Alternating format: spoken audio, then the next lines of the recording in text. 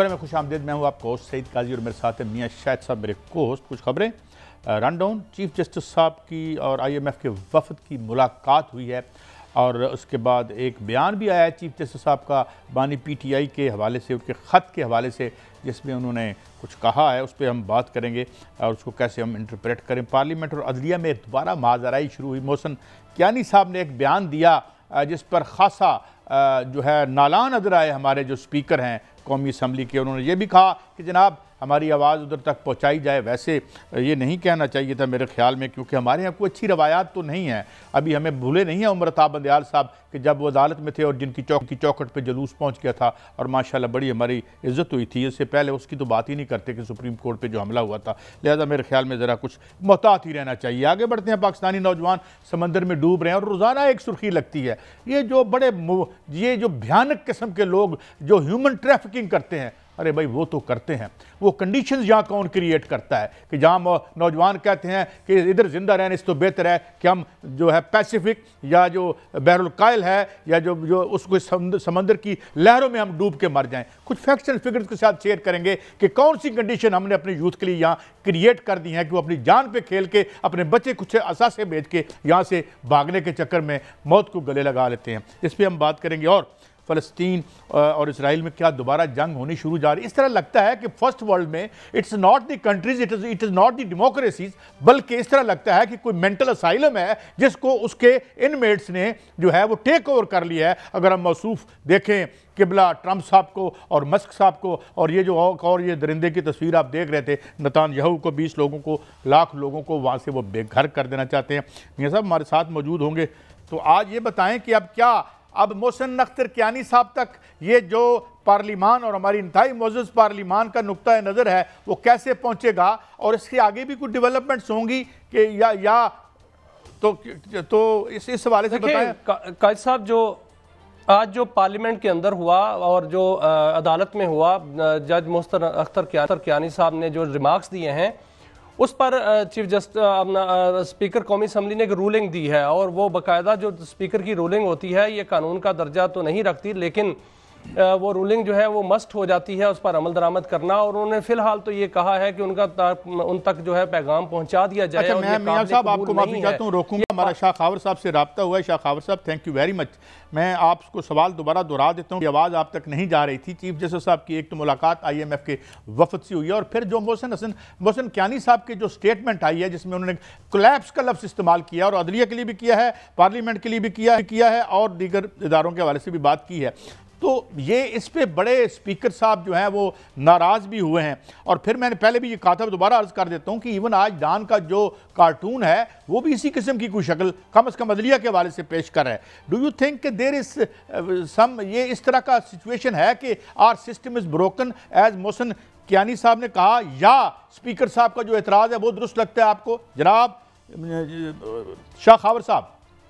देखिए, बात यह है कि जजेस जो हैं, मैं तो ज़ाती तौर पे समझता हूं कि उनका कोड ऑफ कंडक्ट इस चीज़ का तकाजा करता है कि वो किसी किस्म की जो है कंट्रोवर्शियल स्टेटमेंट ना दें जिसकी वजह से वो हाईलाइट हो जाएं। तो मुझे नहीं पता, जस्टिस कियानी जो है वो हमारे बड़े अच्छे दोस्त भी रहे हैं, कॉलीग रहे हैं और he is a very wonderful जज। तो उन्होंने क्यों ये जो है स्टेटमेंट ऐसा दिया पब्लिकली कि पूरा सिस्टम कोलैप्स कर गया है।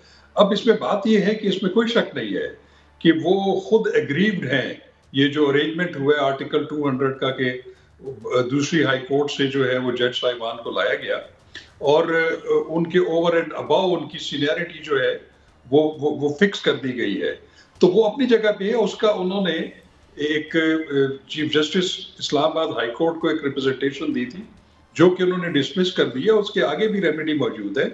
आर्टिकल 184(3) के तहत वो सुप्रीम कोर्ट जा सकते हैं, वो जुडिशियल साइड के ऊपर अपनी सीनियरिटी का जो भी या उनका जो भी ग्रीवेंसेस। लेकिन शाह खावर साहब, आज जो हुआ उसमें स्पीकर कौमी असम्बली स्पीकर याद सादिक ने इस पर रूलिंग दी है। और स्पीकर की रूलिंग एक तो फरमाइएगा कि कानून के मुताबिक कैसे होती है, क्या होती है, और क्या इस पर मजीद कार्रवाई हो सकती है, तौहीन पार्लियामेंट लग सकती है या कोई रेफरेंस भी भेजा जा सकता है? देखिए, मेरा ख्याल है कि ये अगर स्पीकर ने ये बात कही है और उसको एक रूलिंग दे दी है तो स्पीकर की रूलिंग जो है वो भी बहुत ज्यादा अहमियत रखती है। वो भी चूंकि वो मुकन्ना जो है या जो कौमी असम्बली है, लीडर ऑफ द हाउस है, उसके वो कस्टोडियन है, उसके वो स्पीकर हैं, उनकी रूलिंग को जो है आप बिल्कुल इग्नोर नहीं कर सकते। वो उनकी भी एक फाइंडिंग है, being the custodian of the national assembly. तो मेरा ख्याल है कि ऐसी स्टेटमेंट के बाद मुझे खदशा ये है कि कहीं नेशनल असेंबली सेक्रेटेरिएट से जनाब कियानी साहब के खिलाफ जो है वो मिसकंडक्ट का जो है वो कार्रवाई जो है वो सुप्रीम जुडिशल काउंसिल में न भेज दी जाए। तो इसके बिल्कुल इम्कानात मौजूद हैं, क्योंकि अगर रूलिंग दे दी है तो इसका मतलब ये है कि ये फिर दो खावर साहब, मैं कोई दो चीज़ों का मुआवजा तो नहीं करना चाहता, मगर कल की बात है कि जो हमारे मुअज़्ज़ज़ मेंबर पार्लियामेंट हैं वो उठा लिए गए और पुलिस अंदर थी हमारे इसमें, और जिस पे उन्होंने बड़ा ज़बानी तौर पर बहुत कुछ कहा भी स्पीकर साहब ने, बट नथिंग हैपेंड। नहीं, मैं आपकी बात समझ नहीं सका कैसा। मैं ये कह रहा था कि कुछ पहले ये बातें तो सारी गलत हैं और हमें two wrongs do not make one right, लेकिन हमारी असेंबली में आपने देखा तो सही कि अंदर से पुलिस ने उठाया और पकड़ने चली गई और बाथरूम्स तक पहुंच गई जो हमारे मुअज़्ज़ज़ मेंबरान पार्लियामेंट थे। इस पे भी बड़ा नाराज तो हुए स्पीकर साहब, मगर कुछ अमली तौर पर नहीं हुआ। देखिए, बात यह है कि स्पीकर नेशनल असेंबली या चेयरमैन सेनेट जो है ये कस्टोडियन ऑफ द हाउस होते हैं। उनकी जो हैसियत होती है वो बिल्कुल गैर जानिबदार होती है और होनी भी चाहिए। तो मैं समझता हूं कि उनको अपने तमाम अरकान असेंबली जो है उनकी जो प्रिविलेजेस हैं, उनकी जो एंटाइटलमेंट्स हैं या उनके इज्जत एहतराम है, वो तो बिल्कुल उनका फर्ज बनता है, उस पर उनको जरूर जो है एक्शन लेना चाहिए, लेना भी चाहिए। लेकिन अब जो ये वाली सूरत हाल है, ये जो रूलिंग देने वाली बात है कि उन्होंने एक मुअज़्ज़ज़ जज साहब के एक बयान को बेस बनाकर एक रूलिंग दे दी है, तो this is a very very serious issue. इसको आप बिल्कुल इग्नोर नहीं कर सकते। सर, एक बड़ी डेवलपमेंट आज एक और हुई है कि आईएमएफ के वफ्द ने सुप्रीम कोर्ट का दौरा किया, चीफ जस्टिस से मुलाकात की और वहां पर सवाल जवाब भी हुए, जो कि चीफ जस्टिस साहब ने बाद में मीडिया को भी बताया कि उन्होंने क्या कहा, हमने क्या कहा। क्या आईएमएफ के वफ्द को निज़ाम अदल में इस जो मुदाखलत समझा जाएगा या रूटीन की मुलाकात इसको कहा जाएगा, या चीफ जस्टिस को उनको मिलना चाहिए था या नहीं मिलना चाहिए था? और आईएमएफ का वफ्द जो पाकिस्तान में आकर इस तरह की तफ्तीशकार की सूरत में मुख्तलिफ इदारों में भी जा रहा है, इसको खुद मुख्तारी में मुदाखलत नहीं समझा जा सकता? देखिए, मैं समझता हूँ, मेरा ज़ाती राय ये है कि उनको एक्सेस नहीं देनी चाहिए थी। जो आईएमएफ का जो वफ्द है या जो भी इंस्पेक्शन टीम है, उसकी वजह यह है कि एक हमारी एक अपना एक आइन है, उसके अंदर एक हायरार्की है, और चीफ जस्टिस ऑफ पाकिस्तान जो है वो पूरे पाकिस्तान के चीफ जस्टिस हैं, हेड ऑफ द जुडिशरी है। मेरा नहीं ख्याल, मैं ज़ाती तौर पे समझता हूँ कि उनको ऑडियंस नहीं देनी चाहिए थी। वो अगर उन्होंने ऑडियंस सीख भी की थी तो वो कहते हैं हमारे रजिस्ट्रार से जो है वो रब्ता करें या वजारत कानून से बात करें। तो मेरा ख्याल है कि ये मेरे नज़दीक जो है ये कोई इतना मुस्तहसन काम नहीं है कि उन्होंने आईएमएफ के वफ्द को जो है वो ऑडियंस जो है वो फराहम। अच्छा शाह खावर साहब, मैं एक और हवाले से मैं बात करता हूँ। शाह खावर साहब देखें, खुद जुडिशरी में से आवाज़ें आती हैं जी कोर्ट पैकिंग हो रही है। दो इंतहाई फाजल जज बड़े इंटेग्रिटी वाले वो उठ के जुडिशल कमीशन से बाइकआउट करके चले जाते हैं। बाहर बैठे हुए सियासतदान कहते हैं जी मैच अपना बेंच फिक्सिंग हो रही है। There is something wrong in the state of Denmark. इसको हम लाइटली तो नहीं ले सकते। डिवीजन तो मौजूद है। देखिए, डिवीजन तो पहले से मौजूद थी, आज से नहीं है। ये 26वीं आईनी तरमीम से बहुत पहले ये पॉलिटिकल डिवाइड जो है या डिफरेंस ऑफ ओपिनियन तो चलो होता रहता है, लेकिन ये जो पॉलिटिकल डिवाइड हमें सुपीरियर जुडिशरी में वो तो वाज़े नजर आ रही थी, और उसी का नतीजा है कि जो है फिर ये 26वीं आईनी तरमीम जो ये लाई गई, जिसमें जुडिशल कमीशन ऑफ पाकिस्तान की कंपोजिशन को चेंज किया गया, चीफ जस्टिस की जो अपॉइंटमेंट है उसको सीनियरिटी की बजाय 3 रुकनी पैनल जो है उसमें लाया गया। तो इसका तो एक अपना बैकग्राउंड मौजूद है, और मैं ये समझता हूँ कि उसमें हर इदारे ने अपना अपना हिस्सा जरूर डाला हुआ है। मैं किसी एक को मोरद इल्जाम नहीं ठहराऊंगा। अब बात सिर्फ ये है कि अब इससे जो है एक एबनॉर्मल सिचुएशन क्रिएट हुई है। लेटर्स लिखे जाते हैं कोई हाई कोर्ट से, फिर सुप्रीम कोर्ट के अपने जजेस भी लिखते हैं, उसको मुश्तहिर कर देते हैं, और ये टॉक ऑफ द टाउन बन जाती है कि हम आज इसका जिक्र कर रहे हैं। तो मैं ये समझता हूँ कि इन तमाम इकदाम से जो अदलिया का बतौर इदारा एक जो उसकी जो एक पोजीशन है, उनकी सेंक्टिटी है, वो जरूर अंडरमाइन हो रही है और ये एक टॉक ऑफ द टाउन बन गया है। सर, आपने लेटर की बात की है। लेटर जो है बानी पीटीआई की जानिब से भी चीफ जस्टिस को लिखा गया और चीफ जस्टिस ने आज फरमाया कि उनको लेटर मिला है और वो लेटर उन्होंने कमेटी को भिजवाएंगे, क्योंकि जो बानी पीटीआई मांग रहे हैं और हमसे जो चाह रहे हैं वो 184 के तहत आता है। तो आईनी बेंच इसको देखेगा। क्या बानी पीटीआई के लेटर पर समाअत हो सकती है? कानून क्या कहता है कि अगर आईनी बेंच इसको देखेगा तो उस पर कोई नोटिस भी जारी कर सकता है, समाअत भी कर सकता है, या सिर्फ लेटर को एज ए लेटर ही लिया जाएगा?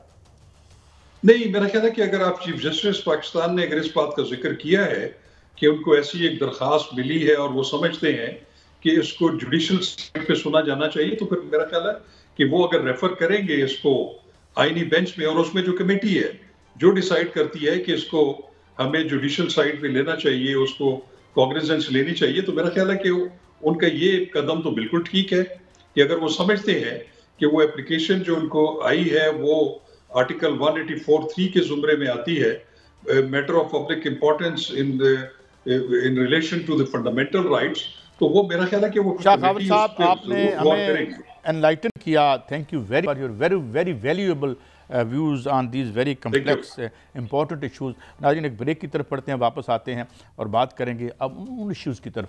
Y are youth is so desperate. आए रोज़ हम ये सुन रहे हैं और हम लोगों को बड़ा कहते हैं जी वो बड़े ड्रग वो जो ट्रैफिकर हैं, ये कर रहे हैं, वो कर रहे हैं। हम क्या कर रहे हैं? हम कैसी कंडीशंस क्रिएट कर रहे हैं कि लोग मौत को गले लगा लेते हैं। एक ब्रेक के बाद फैक्ट्स एंड फिक्र के साथ बात करेंगे और हमारे साथ डॉक्टर तैमूर रहमान भी होंगे। हमारे साथ रहिए।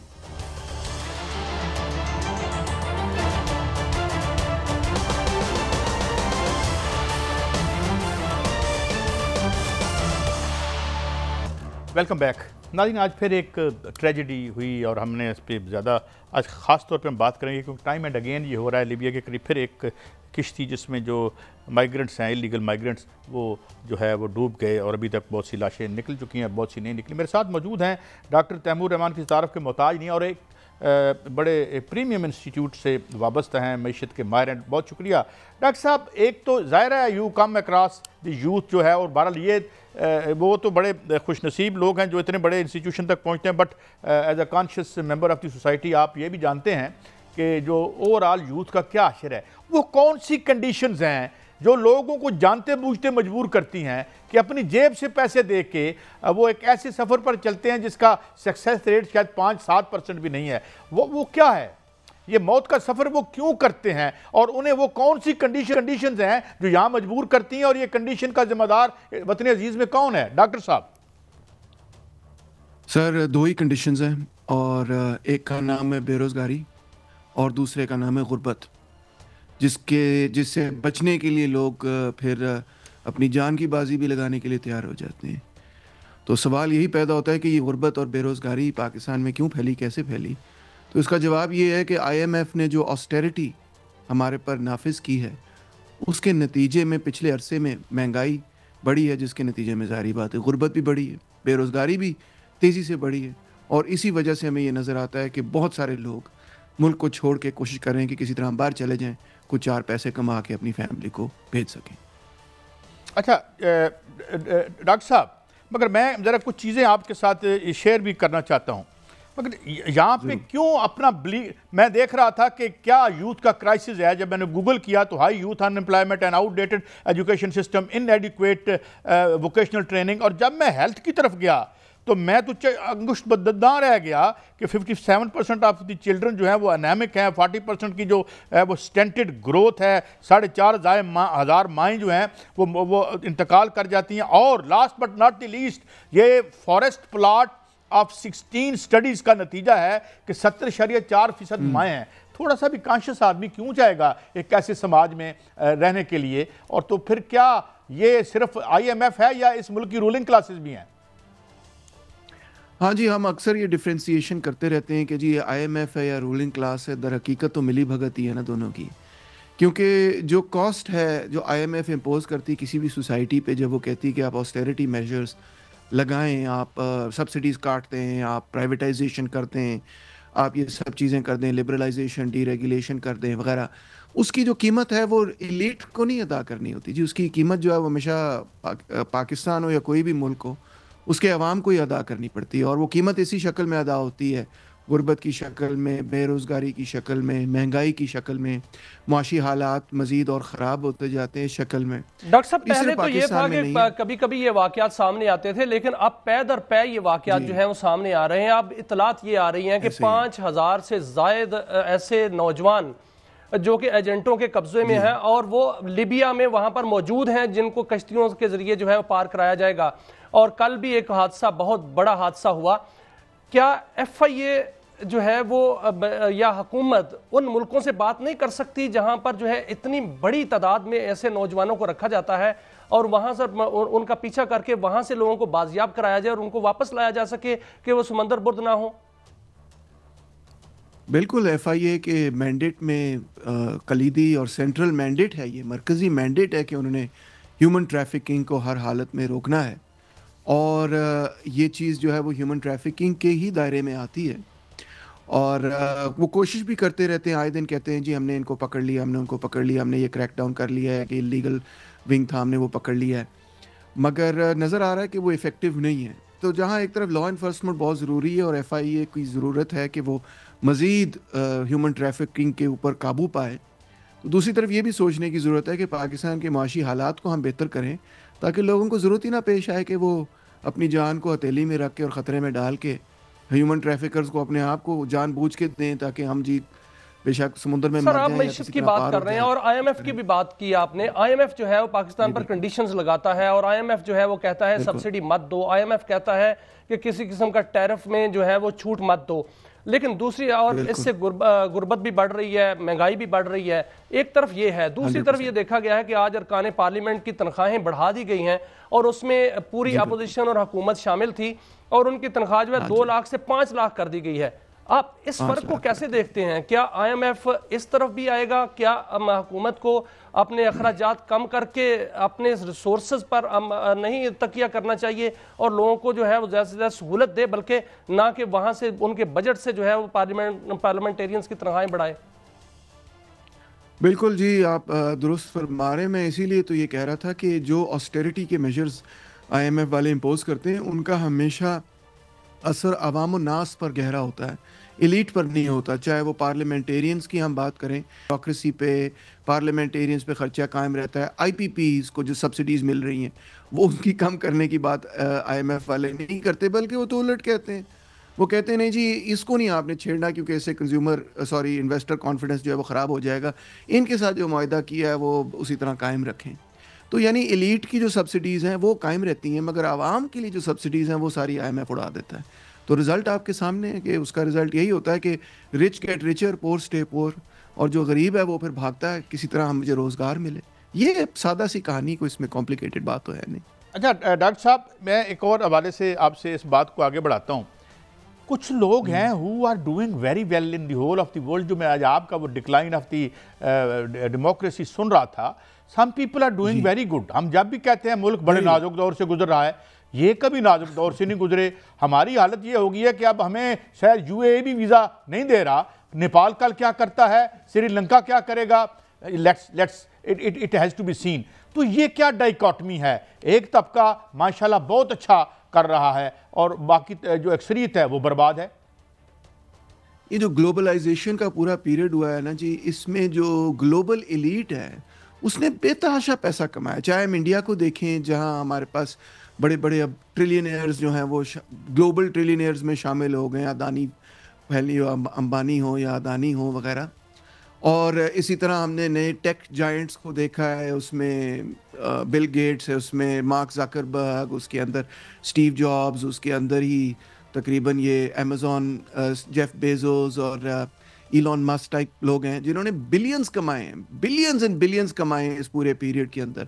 इनफैक्ट ये जो पूरी रिस्ट्रक्चरिंग हुई है IMF के तहत और न्यू लिबरल सोच के तहत, इसमें जो टॉप क्लास के लोग हैं वो एक प्लूटोक्रेसी बन गई है। वो इतने अमीर हो चुके हैं कि जिसकी हद हिसाब से हमारी सोच और वहमो गुमान से भी ये चीज़ जो है वो आगे है कि they are multi billionaires now, not just billionaires, multi billionaires. तो ये जो ऊंच नीच है दुनिया के अंदर, इसी के नतीजे में जो सियासी नाहमवारी है और जमहूरियत का जो प्रोजेक्ट है, उसको सबसे बड़ा खतरा इस क्लास इनइक्विटी, इस अच्छा, wealth एक inequality इंटरनेशनल से। खबर आपसे वक्त की कमी के बायस पूछनी है, बड़ी दिलचस्प है। आज एक अपना एग्जीक्यूटिव ऑर्डर वापस लिया है उन्होंने कहा है कि यार ये जो पैसे हम बाहर के मुल्कों के ऑफिस को रिश्वत देने के लिए रखते हैं, इसकी स्पेंडिंग खत्म ना की जाए, ये हमारे फिर कारोबारों को बड़ा नुकसान होता है। ये किस किस्म की एक, जैसे बाइडन कह रहा था कि ओलिगार्क्स हैव टेकन ओवर यार द वर्ल्ड, तो ये ओवरऑल हम यही देख रहे हैं हर जगह पे। ऐसे ही नजर आ रहा है जी। आप देखें वो इलॉन मस्क ने एक किस्म की इन्वेस्टमेंट की थी ट्रंप के अंदर, वो इन्वेस्टमेंट पूरी हो गई, उसको पैसे भी मिल रहे हैं और वो हुकूमत में एक अहम तरीन ओहदे पर भी फायज हो गया, उससे वो और पैसे कमा रहा है, सो ऑन। तो plutocracy has taken over, oligarchs have taken over the politics. और ये सिर्फ अमेरिका में नहीं है, आप देख लें कि ये इंडिया में भी है, ये पाकिस्तान में भी है, ये तकरीबन थर्ड वर्ल्ड के अंदर हर जगह हमें यही ट्रेंड, ग्लोबल ट्रेंड नजर आ रहा है कि जो प्लूटोक्रेसी है, they have really taken over politics. तो लेकिन डॉक्टर साहब इसका क्या बनेगा? एक परफेक्ट, हम परफेक्ट यूएसएआईडी का, जी और जो यूएसएआईडी की आपने बात की, जी, उसमें भी यही मामला है कि वो पैसे जो कि उस ओलिगार्की को सॉलिडिफाई करने के लिए इस्तेमाल हो रहे हैं, उनको चैलेंज कर दिया कि ये कायम रहे, को गरीबों के लिए है तो वो बंद कर दो, कोई फर्क नहीं पड़ता। अच्छा डॉक्टर साहब, ये परफेक्ट कंपटीशन पढ़ते थे हम तो जी हाँ, बड़े देसी से लोग हैं, फिर हमें ट्रिकल डाउन की भी एक खबर सुनाई गई थी, वो कुछ अरसे से गुमशुदा है ये दोनों चीजें, ये क्या है? दोनों चीजें सर, परफेक्ट कंपटीशन तो एक ख्वाब है, सिर्फ और सिर्फ एक इकोनॉमिक मॉडल है जो कि जिसको हम कहते हैं ह्यूरिस्टिक मॉडल है, यानी कि वो पढ़ाने के लिए हम सिखाते हैं सिर्फ कि ऐसा है नहीं, मगर काश कि ऐसा होता। वो कहीं पे दुनिया में एग्जिस्ट नहीं करता। इनफैक्ट दुनिया की रियलिटी तो ओलिगोपोली और मोनोपोली फॉर्मेशन की है। और डॉक्टर साहब, ट्रंप की जानिब से जितने भी इकदाम किए जा रहे हैं वो बड़े अजीब से हैं। जिस तरह उन्होंने टैरिफ की बात की है, और टैरिफ अगर ज्यादा उन्होंने लागू कर दिया बहुत से मुल्कों पे, ये होता है तो फिर चीजें महंगी भी होंगी, महंगाई भी होगी, और इससे अमेरिका के अंदर भी महंगाई होगी, और सोना जो है उसकी कीमतें मजीद बढ़ रही हैं और सोने की खरीदारी भी बढ़ रही है। तो क्या इससे सोने की खरीदारी बढ़ने से, इस तरफ टैरिफ लगाने से डॉलराइजेशन पर जो है वो असर पड़ेगा? क्या डॉलर जो है वो उसकी जो वैल्यू कम होने का खदशा है? देखिए, इस वक्त डॉलर के हवाले से जो इशू है वो ये है कि ट्रंप ने कहा है कि जो ब्रिक्स कंट्रीज हैं, अगर कोई कंट्री ब्रिक को ज्वाइन करेगी तो हम उस पर 100% टैरिफ लगा देंगे। 25% टैक्स जो या टैरिफ जो वो कह रहे हैं कनाडा पे या मेक्सिको या चाइना, फिर उन्होंने कहा हम यूएई पे भी लगा देंगे, वो तो कुछ भी नहीं। उसने ये कहा है कि जो ब्रिक्स को ज्वाइन करेगा उस पर हम 100% टैरिफ लगाएंगे। इसकी वजह ये है कि ब्रिक्स की कोशिश ये है कि हम एक ऐसा इकोनॉमिक ब्लॉक बनाएं जो कि इंटरनेशनल ट्रेड डॉलर्स में नहीं करेगा। तो अगरचे इस वक्त अमेरिका को कोई बहुत बड़ा ख़तरा नहीं है बैनुल अक़वामी लेवल पे कि डॉलर को as a hard international currency BRICS replace कर देगा, क्योंकि as in terms of trade वो एक बहुत कम छोटा ब्लॉक है। मगर फिर भी आप देखें कि उन्होंने इतना सख्त बयान उसके खिलाफ दिया है कि खबरदार ब्रिक्स को अगर आपने ज्वाइन किया, क्योंकि इससे हमारी डॉलर की हेजेमनी कमज़ोर होगी। ये डॉलर की हेजेमनी आपको पता ही है कि वर्ल्ड वॉर 2 के बाद कायम रही है, और ये बड़ी यूनिक बात है जो कि अमेरिका को पावर देती है, यूरोप पर भी पावर देती है और पूरी इंटरनेशनल इकोनॉमी पर पावर देती है। क्योंकि कोई भी इंटरनेशनल ऑब्लिगेशन अमेरिका की है तो वो अपने डॉलर प्रिंट करके उस इंटरनेशनल ऑब्लिगेशन को पूरा कर सकते हैं, जबकि कोई दुनिया के अंदर इकोनॉमी ये और ये नहीं काम कर सकती। ये तो एक टोटल डिस्ट्रक्शन ही लगती है, क्योंकि आप पहले तो मजाक उड़ाते थे ग्लोबल स्टेट का या इंटरनेशनल स्टेट का, फिर खुद इंटरनेशनलाइज किया, अब इसे रोल बैक कर रहे हैं। तो ये रोल बैक तो आज यूरोप ने भी एक कह दिया जी हम भी लगाएंगे, तो ये ट्रेड वार्स तो किसी बड़ी इकोनॉमिक विंटर की तरफ ले जा सकती है दुनिया को। 100% उसी तरफ ले गई हैं। आप देखें कि जो हमने तसव्वुर दिया था कि जी फ्री ट्रेड होगा, एक कॉस्मोपॉलिटन इंटरनेशनलिज्म होगा, फुकुयामा ने कहा कि पूरी दुनिया के अंदर तमाम आइडियोलॉजिकल मसाइल ही ख़त्म हो गए हैं, अब अमन आ जाएगा, ये वो। तो ये तो वापस हम लगता है कि जो 20वीं सदी के शुरू में जिस तरह कैपिटलिस्ट पावर्स के दरमियान बड़ी सख्त लड़ाई थी, हमें वही चीज़ दोबारा से नज़र आ रही है। 1929 ग्रेट डिप्रेशन में जब सब ने टैरिफ वगैरह लगा दिए थे और सबकी आपस में लड़ाई शुरू हो गई थी, जिसके नतीजे में फैशिज्म भी उभरा, नाटसीज़म भी उभरा। तो हमें तो इसका महसूस मतलब होता है है कि हम हम उसी ये दौर के अंदर वापस आ गए। सेफली कह सकते हैं कि क्लैश ऑफ सिविलाइजेशन तो खैर खा भी रह गया, अब क्लैश ऑफ सुपर पावर्स शायद हमें नजर आ रहा है। बहुत शुक्रिया डॉक्टर जी, तैमूर रहमान, हमें आपने गाइड। एक ब्रेक की तरफ बढ़ते हैं, जब वापस आएंगे तो बात करेंगे फ़लस्तीन इसराइल जंग के बारे में, और जो वो रिवियरा बनाना चाहते हैं वहाँ पे, वो कैसा दीवाने का ख्वाब है और वो कितने बड़े नुकसान कर सकते हैं। एक ब्रेक के बाद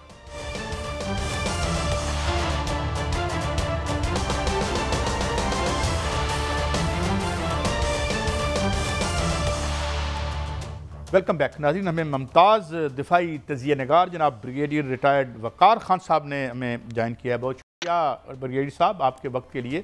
हजूर ये आज फिर उसने एक बयान दे दिया और हर रोज़ ही एक सरप्राइज़ दे रहा है। वो दोबारा से कह रहा है जी कि हम अगर आपने ना वापस किए कैदी फौरी तौर पर जो होस्टेजेस हैं तो हम फ़ौरन आप पे, कभी वहाँ कहता है रिवियरा बनाना है, कभी कहता है दोबारा बॉम्बिंग शुरू कर देगा। तो ये एक अजीब सा है। It seems that this is a किस तरह एक जो कहते हैं ना कि inmates have taken over the mental asylum type लग रहा है। कैसे देख रहे हैं आप? Do you make any sense out of it?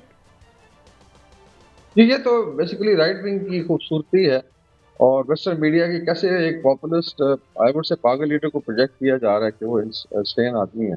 अच्छा, इसका आपको याद होगा अमेरिकन इलेक्शन जब हो रहे थे तो हमने एक प्रोग्राम में प्रोजेक्ट 2025 की बात की थी और कुछ दोस्तों ने कहा था नहीं जी, is not very serious about it, और ट्रंप ने इसको जो है डिसरिगार्ड किया है, डाउन प्ले किया। हालांकि ये आई थिंक अंदर खाने अगर आप देखें हेरिटेज फाउंडेशन, उनके बैकर्स जो हैं बेसिकली ज़ायनिस्ट लॉबी सपोर्ट करती है। आइडियाज इसी तरह के हैं। बाकी ये है कि अमेरिका ने कैसे चलना है, we have to see it, because Trump ने अभी आप देखें तो आई वुड से 5-6 महाजों पे पूरा एक ऐलान जंग किया हुआ है। विद इन जो आई थिंक अमेरिकन एस्टैब्लिशमेंट के साथ बहुत बड़ी लड़ाई हो रही है। आपको पता है कि CIA के लोगों को ईमेल्स की गई कि आप जाएं यहाँ से और पैकेज ले लें, पता नहीं कितने महीने की तनख्वाह। इसी तरीके से FBI को ऑलमोस्ट स्मॉदर करना चाहते हैं और अमेरिकन एस्टैब्लिशमेंट इतनी कमजोर नहीं है कि फाइट बैक नहीं करेगी, डिस्पाइट कि अभी ये डॉज की इससे बनाई एलॉन मस्क के अंडर जो सो कॉल्ड मिनिस्ट्री है या थिंक टैंक है कि इनको रिफॉर्म करे। तो वो आई थिंक एक तो इंटरनल बहुत बड़ी हलचल है, लॉट ऑफ पुश बैक जो अंदर से आएगा। और अभी आपने देखा कि अमेरिका में काफी हादसे हुए हैं जहाजों के पैदर पे। आई थिंक 2 हफ्ते में कोई 4 जहाज इनके या गिरे हैं या अफेक्ट हुए। तो कई लोग कह रहे हैं कि ये कुछ चीजें हो रही हैं। बाकी एक्सटर्नल फ्रंट पे आपको पता है टोटल वॉर पे है, वो वॉर पाथ पे है। मतलब कनाडा के साथ है, इसके बाद पनामा है, फिर ग्रीनलैंड है, इसी तरह से यूक्रेन को दबाया जा रहा है। फिर वेस्ट एशिया में तो साफ ज़ाहिर है, मिडिल ईस्ट में उसका बिल्कुल एक प्रो ज़ायनिस्ट स्टांस रहा है। हमने बल्कि परसों चौथ एक लिखा भी है आर्टिकल एक्सप्रेस ट्रिब्यून में आया था, उसमें ये सारी चीज़ें मेंशन है कि ज़ायनिस्ट लॉबी कैसे जो है इसको पुश कर रही थी और गाजा जो है। अंदाजा करें कि एक तरफ आपने ऑलमोस्ट 50,000 लोगों को शहीद किया और शायद 30,000 बरीड हैं। अभी जो रुबल उठाएंगे तो पता चलेगा। 6 लेकिन ब्रिगेडियर हिरोशिमा साहब एटम अभी भी बॉम्ब के ट्रंप कह बराबर रहे हैं आपने कि बॉम्ब अगर इसराइलियों को 3 दिन के अंदर अंदर जो है वो यरगमालियों को जो है वो ना घर पहुंचे तो वो गजा पर दोबारा हमला करने के लिए कह रहे हैं। तो ये बयान तो बड़ा सख्त बयान उन्होंने दिया है और इस पर जो सऊदी अरब है उनका भी बड़ा सख्त रद्द-ए-अमल आया है। और दूसरी जानिब ये सब बताइएगा कि अगर ऐसा होता है तो इसका मतलब है कि अमेरिका जो है वहां तामीर नौ नहीं, वहां कुछ और अपना मंसूबा जो है वो मुकम्मल करने जा रहा है। जी बिल्कुल, ये तो दाइवा पॉलिसी का हिस्सा रहा है 1948। ये बिन गोरिया की पॉलिसी है कि जैसे फलस्तीनियों की एक नस्ल तैयार हो, आप उनको घास की तरह काट दें, लॉन मोर फेर दें, और ये दाइवा कहलाता है हिब्रू ज़बान में। ये पॉलिसी है और इस वक्त बहुत बड़ा जुल्म हुआ है। मैं बात कर रहा था कि 6 हिरोशिमा एटम बॉम्ब्स के बराबर आप बॉम्ब कर चुके हैं गाजा को, और इस वक्त उनके जख्मों पे मरहम रखने का टाइम था। और आप अभी कह रहे हैं यहाँ से आप निकले। जस्ट इमेजिन के ये वेस्टर्न मीडिया जो राइट विंग है इनके फाशिस्ट कैसे टर्न कर रहे हैं। लेकिन मेरे ख्याल में जो पुश बैक आएगा वो आई थिंक इतने फ्रंट पे नहीं लड़ सकता, ना अमेरिकन पावर में इतनी कैपेसिटी रहेगी है कि इतने फ्रंट्स पे लड़े। अभी मिडिल ईस्ट में सारे इसके एलाइज हैं, अब्राहम अकॉर्ड के साथ चले हैं लोग, पीपल वांटेड पीस। लेकिन अगर आपने पुराने एलाइज को इस तरीके से पुश करना है, और आपको पता है कि अरबी का दिमाग खराब हो जाए, फिर I think they can go to any level. अभी मिस्र पे बहुत ज्यादा प्रेशर है और मेरा ख्याल अभी जो आपने देखा इवन शहबाज शरीफ साहब गए हुए थे, यही बातचीत हुई है जो UAE में कॉन्फ्रेंस थी गवर्नेंस से रिलेटेड कि जी गाजा पे कोई कॉम्प्रोमाइज नहीं होगा। और मेरे ख्याल में इस्लामिक वर्ल्ड से भी पुश बैक आएगा with in. I think liberal भी एक तबका है वेस्ट में जो समझता है कि सर, क्या बहुत बड़ी आपको बड़ा ज्यादती है। इत्तेहाद बनता हुआ नजर आ रहा है इजराइल और अमेरिका के खिलाफ इस मशरक़ वुस्ता में? मुस्लिम उम्मा जो है वो एक प्लेटफॉर्म पे यकजान होकर खड़ी होती हुई नजर आ रही है और अरबी घोड़ा जो कि बेदार होना था और जो सोया हुआ था वो बेदार होता हुआ नजर आ रहा है।